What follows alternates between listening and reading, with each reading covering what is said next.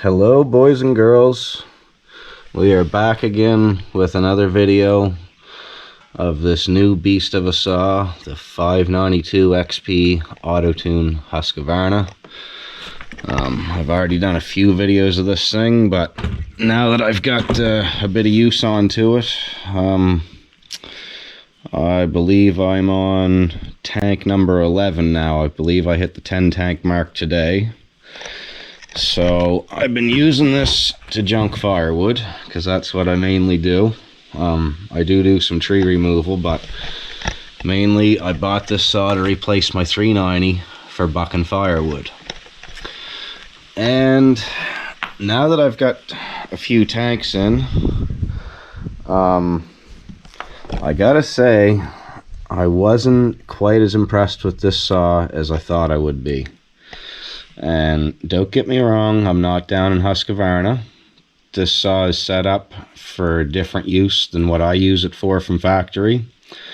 So I'm going to show you guys a modification that I did. It's a simple modification. But if you're not running, you know, say a 30-inch plus bar, so if you're running a fairly normal size bar, I've got a 20 on this. You're probably going to find that this thing's hitting rev limiter a lot, even with a super razor sharp chain. And myself personally, I've got this 572 here that I bought brand new, and I've junked a lot of wood with this. That thing's probably got like 200 hours, maybe more, 250, well over 300 cord of wood junked with that saw. And I use this also for doing a lot of my smaller tree removal, normal tree removal. And that's just been a hands down all around amazing saw. So I was expecting that same kind of high performance out of this thing. But to be honest, in normal size smaller wood, the 572 was pretty much just as fast. And obviously not as heavy. So what I did was we went back to the shop where I got the saw from, talked to the boys out there, and I said, you know, I want to keep this thing that it's under warranty, so I don't want to modify the engine or the exhaust or airbox or anything like that to make it rev higher. I just need more out of it. And what I'm after was chain speed. So for you guys that know saws, you're probably going to know what I'm going to explain to you next. If you don't, stay tuned, and I'm going to show you how to get a lot more speed out of a factory saw with very, very minor modification and very cheap part. As you can see, we got the Husky mower, new Husky leaf blower. That thing's amazing. I call it the gas-powered rake. So just give me a second here and we'll be back, and I'll show you and explain to you what I did to make this thing even crazier than what it is. Alright, so one thing I mentioned in my earlier videos on other saws, I believe on the 572, is this new feature where the nuts are floating but they don't come detached from the cover. So, I mean, you guys in the woods, when your chain jumps off, you know how easy it can be to drop one of those in the woods and lose it and never find it again. And then there you are. So that being said, the trouble with this saw was the sprocket. So from factory, Husqvarna uses this 3/8, it's hard to see the number, 3/8x7, if you guys can see that.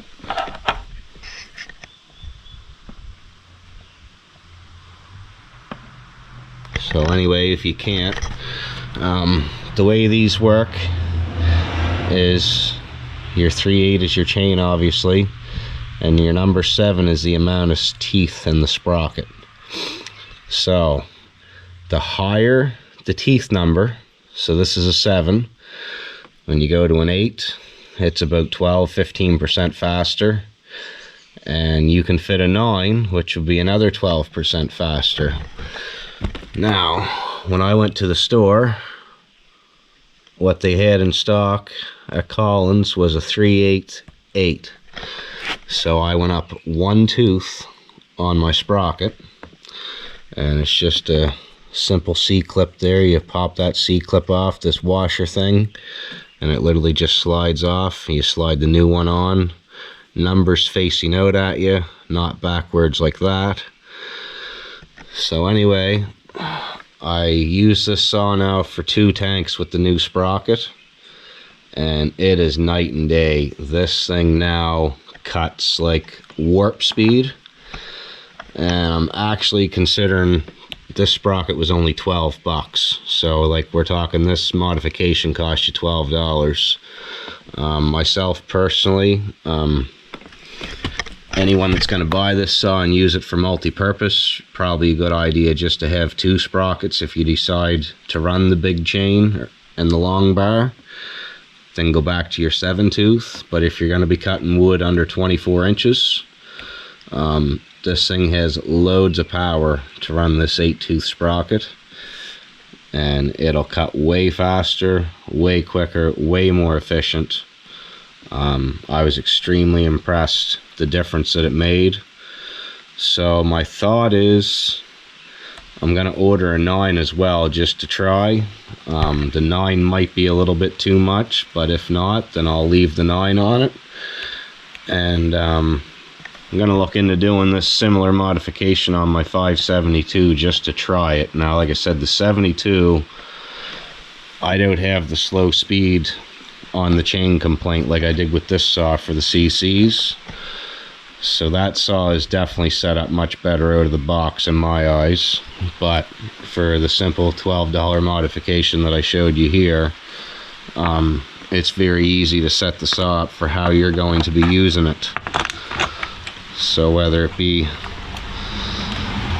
you like it the way it is from factory and you're going to run a long bar and that's what you bought the saw for, but myself, I bought it to junk firewood and use it as a multi-purpose saw.